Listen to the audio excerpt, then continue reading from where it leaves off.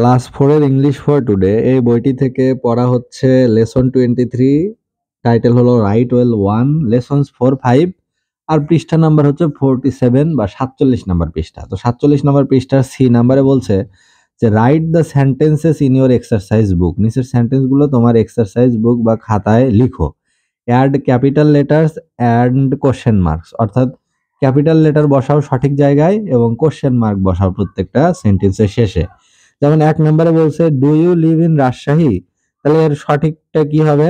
এই যে ডু হবে বড় হাতের, তাহলে ডু ইউ, তারপরে লিভ, তারপরে ইন রাজশাহীর আর হবে বড় হাতের, কোনো জায়গার নামের শুরুর লেটার বড় হাতের হয়, তারপরে কোশ্চেন মার্ক।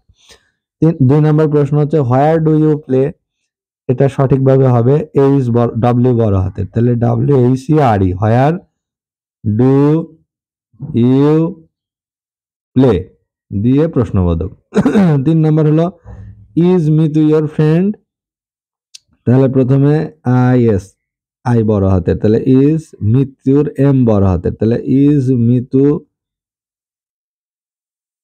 ইয়োর ফ্রেন্ড দিয়ে প্রশ্নবোধক।